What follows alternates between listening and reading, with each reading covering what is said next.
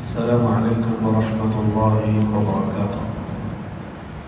الحمد لله رب العالمين، وصلى الله على نبينا محمد وعلى آله وأصحابه أجمعين، أما بعد. اللهم رب اشرح لي صدري ويسر لي أمري واحلل عقدة من لساني يفقهوا قولي. سبحانك لا علم لنا إلا ما علمتنا إنك أنت العليم الحكيم. اللهم رب زدنا علما نافعا وعملا متقبلا ورزقا حلالا طيبا. പ്രിയമുള്ള വിദ്യാർത്ഥികളെ, സഹോദരന്മാരെ, പ്രിയപ്പെട്ട നാട്ടുകാരെ, അല്ലാഹു സുബ്ഹാനഹു വ തആല അല്ലാഹുവിൻ്റെ ഭവനത്തിൽ ഒരുമിച്ച് കൂടിയവർക്ക് ഇൽമ പഠിക്കാൻ, ഇൽമകൾ കൈമാറ്റം ചെയ്യാൻ ഒരുമിച്ച് കൂടിയ വിശ്വാസികൾക്ക് അല്ലാഹുവും അല്ലാഹുവിൻ്റെ റസൂലും വാഗ്ദാനം ചെയ്തിട്ടുള്ള എന്തൊക്കെ കാര്യങ്ങളുണ്ടോ അതെല്ലാം അല്ലാഹു സുബ്ഹാനഹു വ തആല ഇവിടെ ഒരുമിച്ച് കൂടിയ ഓരോരുത്തർക്കും നൽകി അനുഗ്രഹിക്കട്ടെ. ഇനിയും ഒരുപാട് കാലം ആഫിയത്തോടെ സലാമത്തോടെ അള്ളാഹുവിൻ്റെ ഭവനങ്ങളിൽ ഇൽമിനു വേണ്ടി ഇൽമ ചർച്ച ചെയ്യാൻ, ഇൽമ ഈ നാട്ടിലെ ഓരോ വ്യക്തികളിലേക്കും വീടുകളിലേക്കും എത്തിക്കാൻ, ഇത്തരത്തിൽ അള്ളാഹുവിൻ്റെ ഭവനത്തിൽ ഒരുമിച്ച് കൂടാൻ ഇനിയും നല്ല നല്ല തൗഫീഖ് നൽകി അള്ളാഹു അനുഗ്രഹിക്കട്ടെ. നമുക്കറിയുന്നത് പോലെ തന്നെ സാദുസ്സഫർ എന്ന് പറയുന്ന ഒരു ദഅവത്തിൻ്റെ പുതിയൊരു സംരംഭം, അതിൻ്റെ 5ാമത്തെ നാഴികക്കല്ലാണ് ഇന്ന് കടന്നുപോയിക്കൊണ്ടിരിക്കുന്നത്. ജാമിഅത്തു സീറത്ത് അൽ ഇസ്ലാമിയ എന്ന സ്ഥാപനത്തിലെ ഇൽമ പഠിക്കുന്ന, ഖുർആനും സുന്നത്തും സലഫുകളുടെ മൻഹജ് അനുസരിച്ചുകൊണ്ട് പഠിക്കുകയും അത് ജീവിതത്തിൽ പ്രാവർത്തികമാക്കുകയും ചെയ്യുന്ന ഒരുപറ്റം വിദ്യാർത്ഥികൾ, തുല്ലാബുൽ ഇൽം, അവർ പഠിച്ച ഹക്കായ കാര്യങ്ങൾ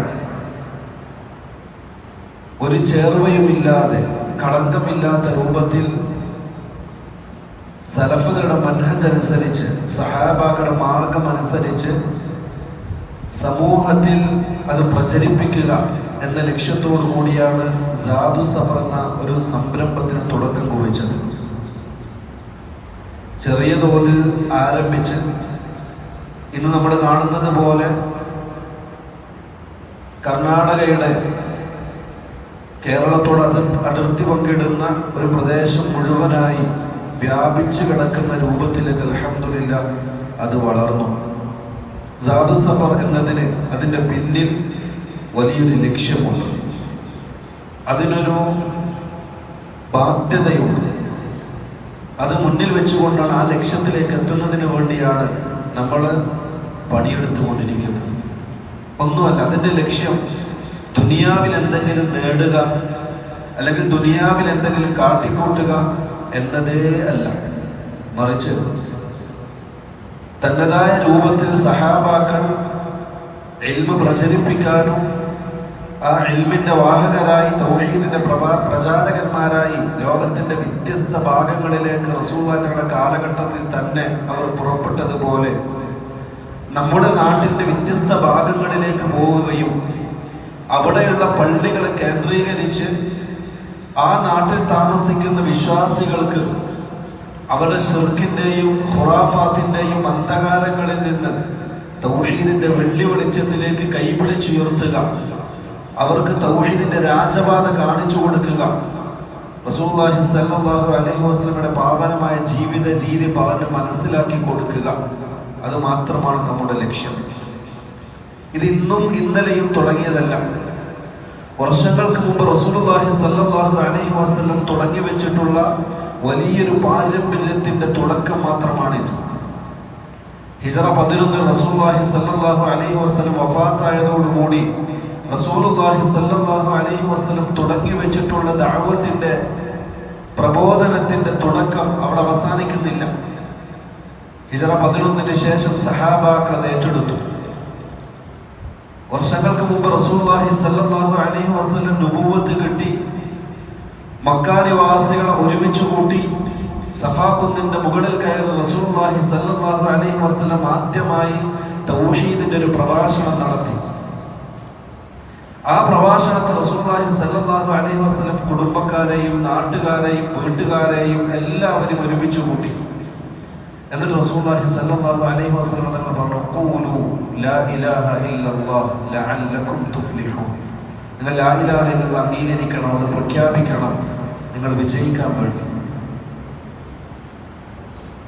അപ്പൊ നമ്മുടെ ദുനിയാവിന്റെയും ആഖിറത്തിന്റെയും വിജയം ലാ ഇലാഹ ഇല്ലല്ലാഹ് അംഗീകരിക്കുകയും ആ ലാ ഇലാഹ ഇല്ലല്ലാഹ് അംഗീകരിച്ചതിനെ പ്രാവർത്തികമാക്കുകയും അതനുസരിച്ചുകൊണ്ടുള്ള ജീവിതത്തിലുമാണ് നമ്മുടെ വിജയം. അതാണ് റസൂലുള്ളാഹി തങ്ങൾ തുടങ്ങി വെച്ച ദഅവത്തിന്റെ തുടക്കം. ഹിജ്റ 11 റസൂലുള്ളാഹി തങ്ങൾ വഫാത്തായി. ശേഷം അത് നിന്നുപോയിട്ടില്ല, മുമ്പ് കഴിഞ്ഞു പോയ സമുദായങ്ങളെ പോലെ. മറിച്ച് റസൂലുള്ളാഹി തങ്ങളുടെ കാലഘട്ടത്തിന് ശേഷം സഹാബാക്കൾ ഏറ്റെടുത്തു. പ്രഗത്ഭന്മാരായ 4 ഖുലഫാക്കൾ. ഹിജ്റ 13 വരെ അബൂബക്കർ സിദ്ദീഖ് റളിയല്ലാഹു അൻഹുവിന്റെ നേതൃത്വത്തിൽ അത് ഭംഗിയായ രൂപത്തിൽ നടന്നു. അതിനുശേഷം ഹിജ്റ 23 വരെ ഉമർ ബിൻ ഖത്താബ് റളിയല്ലാഹു അൻഹുവിന്റെ നേതൃത്വത്തിലും അതിഭംഗിയായി അത് പൂർത്തീകരിക്കപ്പെട്ടു. ശേഷം ഹിജ്റ 35 വരെ ഉസ്മാൻ ബിൻ അഫ്ഫാൻ റളിയല്ലാഹുവിന്റെ കൈകളിലായി അത് ഭദ്രമായിരുന്നു. അതിനുശേഷം ഹിജ്റ 40 വരെ അലി ബിൻ അബി ത്വാലിബ് റളിയല്ലാഹു അൻഹു നേതൃത്വം കൊടുത്തു. തുടർന്ന് അങ്ങോട്ട് ഓരോ സഹാബാക്കളും ആ ഉത്തരവാദിത്തം ഏറ്റെടുത്തു. ദഅവത്ത് എന്ന ഉത്തരവാദിത്തം, റസൂലുള്ളാഹി തങ്ങൾ തുടങ്ങി വെച്ച ദീനിന്റെ പ്രബോധനത്തിന്റെ തുടക്കം. ശേഷം ഹിജ്റ 58 ആയിഷ റളിയല്ലാഹു അൻഹ അതിന് പരിസമാപ്തി കുറിച്ചു. അതിനുശേഷം അബൂ ഹുറൈറ റളിയല്ലാഹു അൻഹു, അതിനുശേഷം പ്രഗത്ഭന്മാരായ പല സഹാബാക്കളും ആ ഉത്തരവാദിത്തം ഏറ്റെടുത്തു. ഹിജ്റ 73 മരണപ്പെട്ട അബ്ദുല്ലാഹ് ബിൻ ഉമർ റളിയല്ലാഹു അൻഹു, അതിനുശേഷം ഹിജ്റ 93 മരണപ്പെട്ട അനസ് ബിൻ മാലിക് റളിയല്ലാഹു അൻഹു, അതിനുശേഷം ഭൂമി ലോകത്ത് വെച്ച് അവസാനമായി മരണപ്പെട്ടു പോയിട്ടുള്ള സഹാബി അബൂ തുഫൈൽ ആമിർ ബിൻ അൽ-ലൈഥി റളിയല്ലാഹു അൻഹു ഹിജ്റ 110 മരണപ്പെടുമ്പോഴും പ്രിയമുള്ളവരെ ദഅവത്ത് എന്ന ഉത്തരവാദിത്തം അവിടെ കൊണ്ടും അവസാനിച്ചില്ല. മറിച്ച് ഈ ഭൂമി ലോകത്തു നിന്നും അവസാനത്തെ സഹാബി റസൂലുള്ളാഹി തങ്ങൾ നേരിട്ട് കാണുകയും ദീൻ പഠിക്കാനും ഭാഗ്യം കിട്ടിയ, നഗ്ന നേത്രങ്ങളെ കൊണ്ട് റസൂലുള്ളാഹി തങ്ങളുടെ പൂമുഖം കാണാൻ ഭാഗ്യം കിട്ടിയ സഹാബാക്കൾ ഭൂമി ലോകത്ത് നിന്ന് അവസാനമായി മക്കത്ത് മരണപ്പെട്ട അബൂ തുഫൈൽ ആമിർ റളിയല്ലാഹു അൻഹുവിന്റെ വിയോഗത്തോടുകൂടി സഹാബാക്കളുടെ ശൃംഖല ഭൂമി ലോകത്ത് അവസാനിച്ചെങ്കിലും അവർ തുടങ്ങിവെച്ച, റസൂലുള്ളാഹി തങ്ങൾ തുടങ്ങിവെച്ച, സഹാബാക്കൾ ഏറ്റെടുത്ത ആ ദഅവത്ത് എന്ന പുണ്യകർമ്മം അവിടെ കൊണ്ടും അവസാനിച്ചില്ല. അതിനുശേഷം വന്ന താബികൾ ഏറ്റെടുത്തു. അതിൽ പ്രഗത്ഭന്മാരായ മദ്ഹബിന്റെ ഇമാമുമാർ, ഇമാം അബൂ ഹനീഫ റഹ്മത്തുള്ളാഹി അലൈഹി ഹിജ്റ 150 മരണപ്പെടുമ്പോഴും അവിടെ കൊണ്ട് ദഅവത്ത് അവസാനിച്ചില്ല. അതിനുശേഷം മാലിക് റഹ്മത്തുള്ളാഹി അലൈഹി ഹിജ്റ 172 മരണപ്പെടുമ്പോഴും ദഅവത്ത് എന്ന ആ ശൃംഖല അത് ബാക്കിയായിക്കൊണ്ട് തുടർന്നുകൊണ്ടേയിരുന്നു. അതിനുശേഷം ഇമാം അശ്ശാഫിഈ റഹ്മത്തുള്ളാഹി അലൈഹി അദ്ദേഹം മരണപ്പെടുമ്പോഴും അദ്ദേഹത്തിന്റെ കൈകളിലും ഈ ദഅവത്ത് ഭദ്രമായിരുന്നു. അതിനുശേഷം അഹ്മദ് ബിൻ ഹംബൽ ഏറ്റെടുത്തു. ലോക കണ്ട ഇമാം അഹ്ലുസുന്ന എന്നറിയപ്പെട്ട ഇമാം അഹ്മദ് ബിൻ ഹംബൽ അതിന് ചില നവോത്ഥാനത്തിന്റെ തുടക്കം കുറിച്ചു. ഒരിക്കലും പ്രിയമുള്ളവരെ റസൂലുള്ളാഹി തങ്ങളുടെ കാലഘട്ടത്തിൽ തുടങ്ങി വെച്ച ദഅവത്ത് അത് പിന്നീട് വർഷങ്ങൾ കഴിയുന്നതനുസരിച്ച് എല്ലാ കാലഘട്ടത്തിലെയും ചരിത്രം പോലെ ശോഷിച്ചു പോവുകയല്ല ചെയ്തത്. മറിച്ച് ഒന്നുമില്ലായ്മയിൽ നിന്നും റസൂലുള്ളാഹി തങ്ങൾ തുടങ്ങി വെച്ച തൗഹീദിന്റെ പ്രബോധനം, ദഅവത്ത് അത് ഓരോ വർഷങ്ങൾ കഴിയുന്നതനുസരിച്ച്, ഓരോ തലമുറകൾ കഴിയുന്നതനുസരിച്ച് അത് അതിന്റെ പ്രഭ ചുരിഞ്ഞുകൊണ്ടേയിരുന്നു. കഴിയുന്നതും രൂപത്തിൽ അത് ആളിക്കത്തി. ചില നാടുകളിലും ചില പ്രദേശങ്ങളിലും ചില കാലഘട്ടങ്ങളിലും അത് ചില പ്രക്ഷോഭങ്ങൾ നടത്തി, ചില നവോത്ഥാനങ്ങൾ തീർത്തു. അങ്ങനെ ഒരുപാട് വർഷങ്ങൾക്ക് ശേഷം മുഹദ്ദിസുകൾ ആ ഉത്തരവാദിത്വം ഏറ്റെടുത്തു. ഇമാമുൽ ബുഖാരി റഹ്മത്തുള്ളാഹി അലൈഹി, അതേപോലെ ഇമാം മുസ്ലിം റഹ്മത്തുള്ളാഹി അലൈഹി, അതേപോലെ അറിയപ്പെട്ട ലോക ചരിത്രത്തിൽ മുഹദ്ദിസുകൾ ആ ദഅവത്തിന്റെ ഉത്തരവാദിത്വം ഏറ്റെടുത്തു. അതിനുശേഷം വന്ന മുഫസ്സിറുകളും മുജദ്ദിദുകളും ഓരോ കാലഘട്ടത്തിലും ഈ ദഅവത്ത് ആ പുണ്യകർമ്മം അവർ ശിരസിൽ വഹിച്ചു. അവസാനം മുമ്പ് പറയപ്പെട്ടതുപോലെ ശൈഖുൽ ഇസ്ലാം ഇബ്നു തൈമിയ്യ റഹ്മത്തുള്ളാഹി അലൈഹി അതിന് പുതിയ രൂപം നൽകി. വീണ്ടും അതിതീക്ഷണമായ രൂപത്തിൽ ദഅവത്ത് മുന്നോട്ട് പോയി.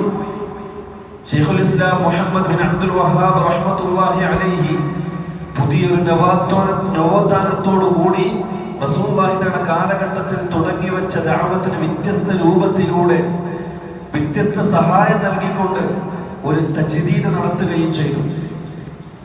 അതാണ് നമ്മൾ ഇന്ന് കണ്ടുകൊണ്ടിരിക്കുന്ന ഇസ്ലാഹി ദഅവത്തിന്റെ പിന്നിലുള്ള രഹസ്യം എന്ന് പറയുന്നത്. ഇതൊരു കാലഘട്ടത്തിൽ തുടങ്ങി വെച്ചതല്ല. അതല്ലെങ്കിൽ ശൈഖുൽ ഇസ്ലാം മുഹമ്മദ് ബിൻ അബ്ദുൽ വഹാബ് റഹിമഹുല്ലാഹ് പുതുതായി ഉണ്ടാക്കിയൊരു പ്രസ്ഥാനമല്ല, പുതുതായി രൂപം കൊടുത്തിട്ടുള്ള ഒരു ചിന്താധാരയല്ല. മറിച്ച് റസൂലുള്ളാഹി സ്വല്ലല്ലാഹു അലൈഹി വസല്ലം ഹിജ്റ 11 വഫാത്തോടുകൂടി ഉമ്മത്തിനെ ഏൽപ്പിച്ച ഉത്തരവാദിത്തം അതിതീക്ഷ്ണമായ രൂപത്തിൽ അതിന്റെ എല്ലാ ഭാവനയിലും എല്ലാ അർത്ഥത്തിലും എല്ലാ രൂപത്തിലും അത് പരിപൂർണത കൊണ്ടുകൊണ്ട് നമ്മുടെ കൈകളിൽ എത്തിച്ചേർന്നിട്ടുള്ളതാണ്. അതാണ് ഈ ദഅവത്ത് എന്ന് പറയുന്നത്.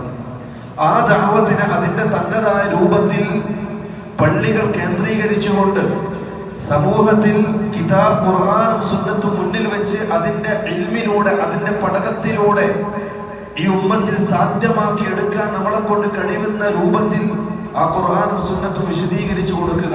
അതിനുവേണ്ടി തയ്യാറാക്കപ്പെട്ടതാണ് ഈ സാദുസ് സഫർ എന്ന് പറയുന്ന പുതിയ സംരംഭം. അതല്ലാതെ നമ്മുടെ നാട്ടിൽ കണ്ടുകൊണ്ടിരിക്കുന്ന ദഅവത്തിന്റെ ചില രീതിശാസ്ത്രം അനുസരിച്ചു കൊണ്ടുള്ള ചെറിയൊരു സംരംഭമല്ല. മറിച്ച് റസൂലുള്ളാഹി തങ്ങൾ വിട്ടേച്ചു പോയ, സഹാബാക്കൾ വിട്ടേച്ചു പോയ, താബിഈകളും തബഉ താബിഈകളും അത്ബാഉ തബഉ താബിഈനുകളും വിട്ടേച്ചു പോയിട്ടുള്ള ആ ദഅവത്തിന്റെ സംരംഭം ഏറ്റെടുത്തവരാണ്. അതിന്റെ ഭാഗമായിട്ടാണ് പ്രിയമുള്ളവരെ നമ്മളിവിടെ ഒരുമിച്ച് കൂടിയിരിക്കുന്നത്.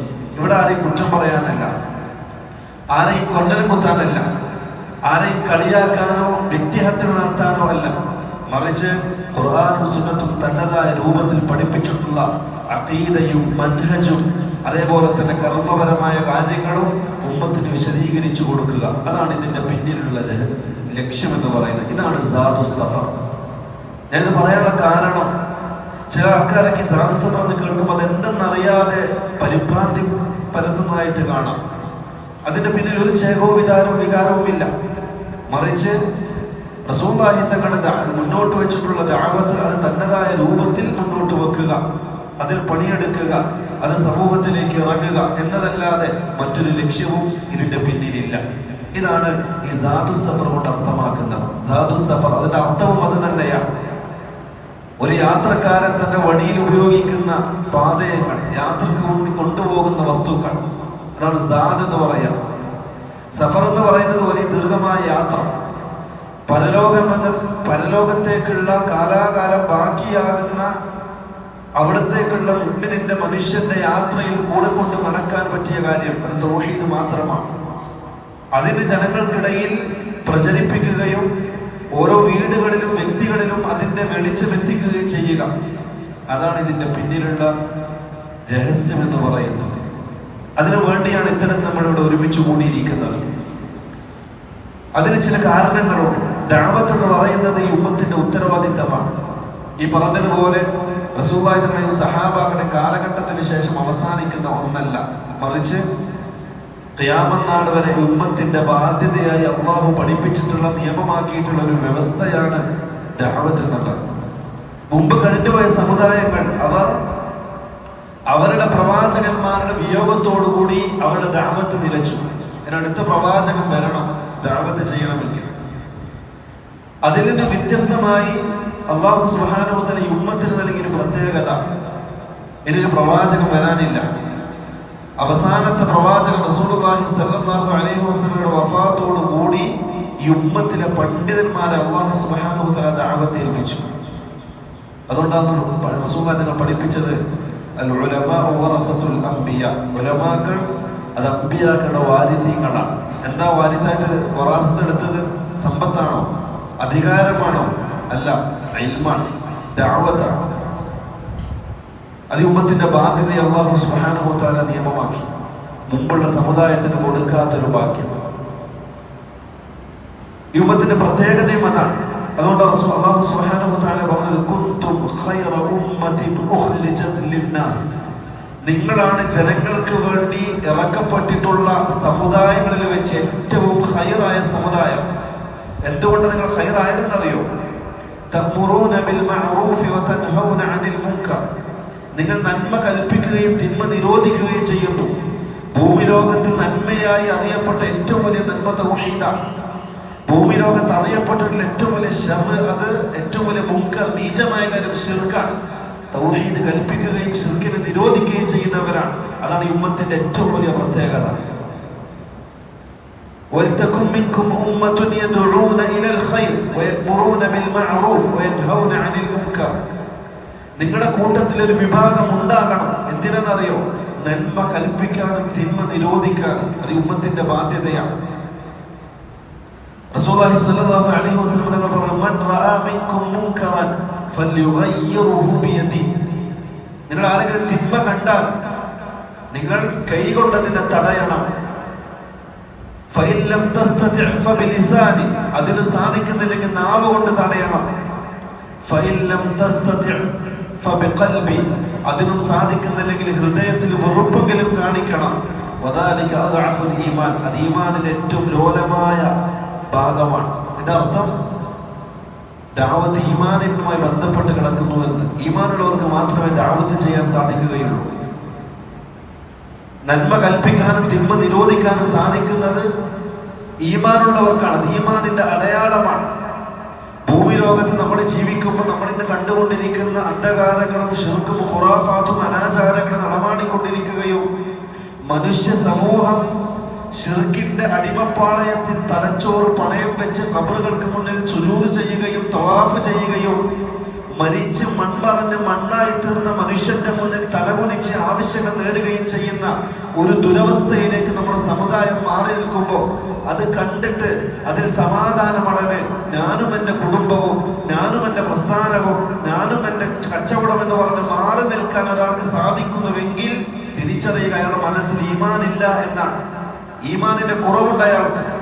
ഈമാനുള്ള ഹൃദയങ്ങൾക്ക് ഇത് കണ്ടുകൊണ്ട് സഹിക്കാൻ പറ്റൂല. വേദനിക്കുന്ന മനസ്സോടെ തകർന്ന ഹൃദയങ്ങളോടെ രാപ്പകലില്ലാതെ അവർ അധ്വാനിക്കും ഈ ശിർക്കിനെ തുടച്ചു നീക്കാൻ. ഈ അല്ലാഹുവിനെ ധിക്കരിച്ചുകൊണ്ട് ശിർക്കിലും ഖുറാഫാത്തിലും അന്ധകാരത്തിലും ജീവിക്കുന്ന സമൂഹത്തിലേക്ക് ഇറങ്ങിക്കൊണ്ട് അവർക്ക് തൗഹീദ് പറഞ്ഞു കൊടുക്കാൻ ആ മനുഷ്യന്റെ മനസ്സ് വെമ്പൽ കൊള്ളും. ഈമാൻ ഉണ്ടെങ്കിൽ അത് ഈമാനിന്റെ അടയാളമാണ്. അല്ലെ, നിങ്ങൾ കണ്ടിട്ടില്ലേ? റസൂലുള്ളാഹി സ്വല്ലല്ലാഹു അലൈഹി വസല്ലം തായിഫിലേക്ക് പോയി. എന്തിനാ പോയതറിയോ? അവിടെ ചെന്നുകൊണ്ട് റസൂലുള്ളാഹി തങ്ങൾ മുന്നോട്ട് വെച്ച ദഅവത്തിന് സഹായം എന്തെങ്കിലും കിട്ടുമെന്ന് അന്വേഷിക്കാൻ റസൂലുള്ളാഹിയുടെ കുടുംബക്കാരെ കാണാൻ വേണ്ടി തായിഫിലേക്ക് പോയി. റസൂലിന്റെ മനസ്സിൽ എപ്പോഴും ഉമ്മത്തിനോടുള്ള ആവലാതിയായിരുന്നു. എന്റെ ഉമ്മത്ത്, എന്റെ സമുദായം ഇങ്ങനെ പോയാൽ അവർ നരകത്തിലേക്കാണ്. അവർ അന്ധകാരത്തിലും അന്ധവിശ്വാസത്തിലുമാണ്, ശിർക്കിലും ഖുറാഫാത്തിലുമാണ്.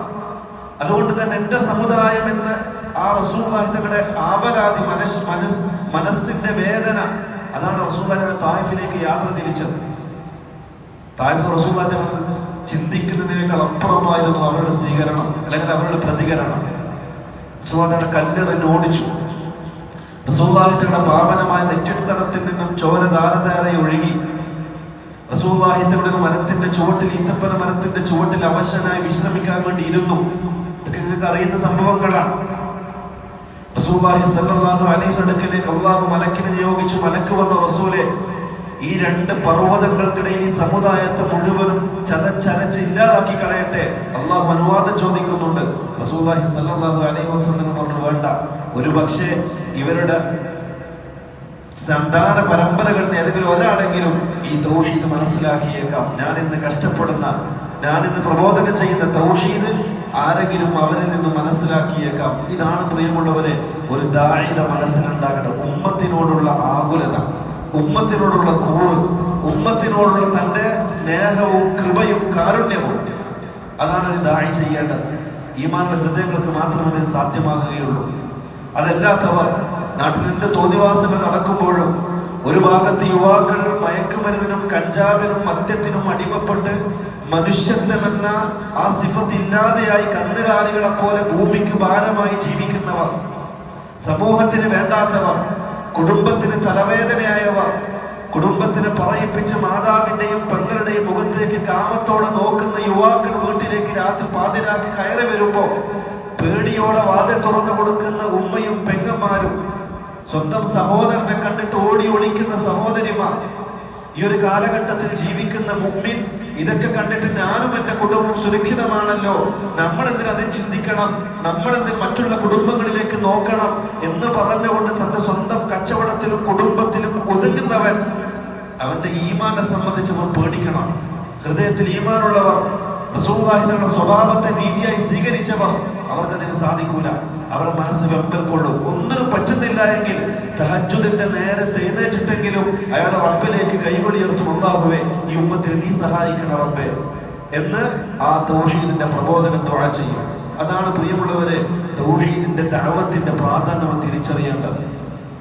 അത് ഹൃദയത്തിൽ കൊണ്ടു നടക്കുന്നവർ ഈമാനുള്ളവരായിരിക്കും. അവർക്കിതൊന്നും കണ്ട് സഹിക്കാൻ പറ്റൂല, അല്ലേ? ഒരു ഭാഗത്ത് യുവാക്കളുടെ അവസ്ഥ ഇതാണെങ്കിൽ, മറുഭാഗത്ത് പൗരോഹിത്യത്തിന്റെ കാൽച്ചുവട്ടിൽ തലച്ചോറ് പണയം വെച്ച് എല്ലാ നിലക്കും ഈമാനും ഇസ്ലാമും തൗഹീദും ശിർക്കും എല്ലാം ആ പൗരോഹിത്യത്തിന്റെ കാൽച്ചുവട്ടിൽ പണയം വെച്ചുകൊണ്ട് ഒന്നുമില്ലാത്ത അവസ്ഥയിൽ ചാറകൾ കയറി ഇറങ്ങി ഓരോ മരിച്ച് മണ്ണായ മയ്യത്തിനോട് ആവലാദികളും പരാതികളും ബോധിപ്പിച്ച് ഖബറുകൾക്ക് പൂജ ചെയ്ത്, ഖബറുകൾക്ക് സുജൂദ് ചെയ്ത്, തവാഫ് ചെയ്ത്, മനുഷ്യനായ നീ ഒന്നിനും കൊള്ളാത്ത ഒരു പുൽക്കൊടിയുടെ താക്കത്തുമില്ലാത്ത മനുഷ്യന്റെ മുന്നിൽ കൈകൂപ്പി ആ മനുഷ്യനോട്, രാജാതിരാജനായ റബ്ബിനോട് ചോദിക്കേണ്ട കാര്യങ്ങൾ അടിമയോട് ചോദിക്കേണ്ട ഒന്നിനും കൊള്ളാത്ത അവസ്ഥയിലേക്ക് മനുഷ്യൻ കൂപ്പുകുത്തുമ്പോഴും, പ്രിയമുള്ളവരെ, ഇതൊന്നും കണ്ടിട്ട് ഒന്നും കാണാത്ത രൂപത്തിൽ ഞാനും എന്റെ കുടുംബം എന്ന് പറയുന്ന സ്വഭാവം അത് തൗഹീദിന്റെ പ്രബോധകന്മാർക്ക് ചേർന്നതല്ല, അവർക്ക് യോജിച്ചതല്ല.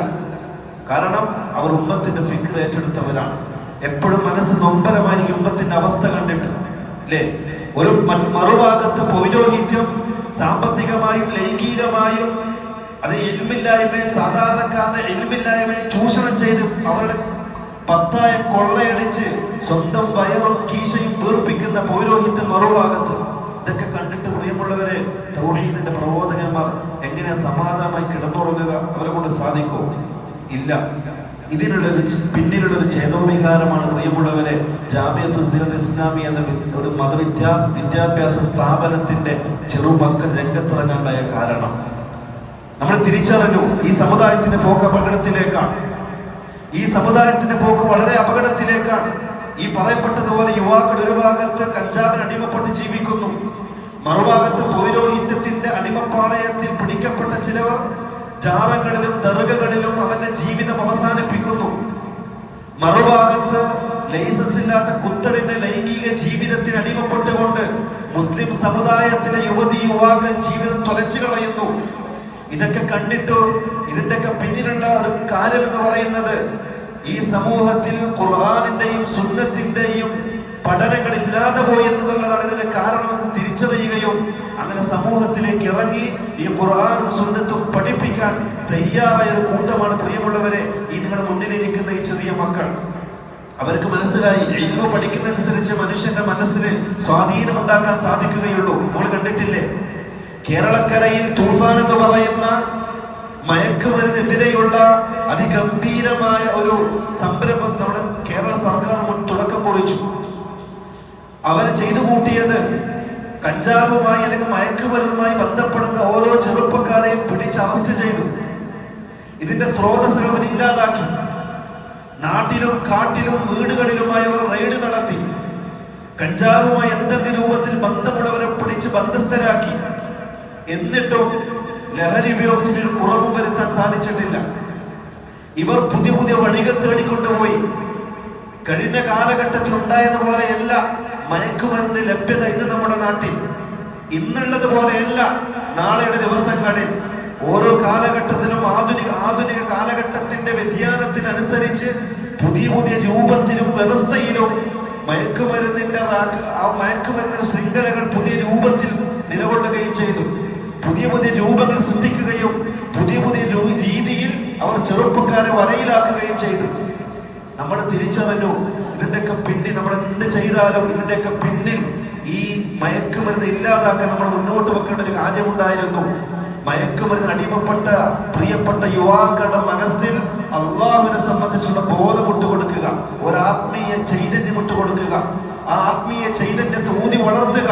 അതിലൂടെയുള്ള പ്രിയമുള്ളവരെ മയക്കുമരുന്ന് എന്ന ശൃംഖല ഇല്ലാതാക്കാൻ നമ്മളെ കൊണ്ട് സാധിക്കുകയില്ല. തൗഹീദിന്റെ പഠനത്തിലൂടെ അല്ലാതെ, അള്ളാഹിനെ സംബന്ധിച്ച് മനസ്സിലാക്കിയാലല്ല. നിങ്ങൾ കണ്ടിട്ടുണ്ടോ തൗഹീദ് ഉൾക്കൊണ്ട് ജീവിക്കുന്ന ഒരു മുഅ്മിൻ, ഈമാനും ഇസ്ലാമും ഹൃദയത്തിൽ ഉറപ്പിച്ചൊരു മുഅ്മിൻ, അള്ളാഹിനെ സംബന്ധിച്ച് പഠിക്കുന്ന ഒരു യുവാവ്, റസൂലുള്ളാഹി തങ്ങളുടെ ദീനിനെ സംബന്ധിച്ച് പഠിക്കുന്ന ഒരു യുവാവ്, റസൂലുള്ളാഹി തങ്ങളുടെ ജീവിത രീതി സ്വന്തം ജീവിത രീതിയാക്കി സമൂഹത്തിനെതിരെ പടപെടുത്തുന്ന ഒരു യുവാവ്, കഞ്ചാവിന് അടിമപ്പെട്ടവൻ, മയക്കുമരുന്നിന് അടിമപ്പെട്ടവൻ കണ്ടിട്ടുണ്ടോ നിങ്ങൾ? കുത്തറിന്റെ ലൈംഗിക ജീവിതം നയിക്കുന്നത് കണ്ടിട്ടുണ്ടോ?